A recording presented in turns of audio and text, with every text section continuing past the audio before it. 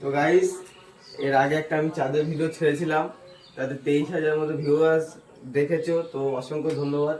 সেই ভিডিওটা দেখে এইটা হচ্ছে বনগা একটা দাদা আমার সাথে কন্ট্যাক্ট করে বলছে আমারও সেম টু সেম এরকম চাঁদের একটা ওয়ালে একটা চাঁদের একটা ডিজাইন করে দিতে হবে।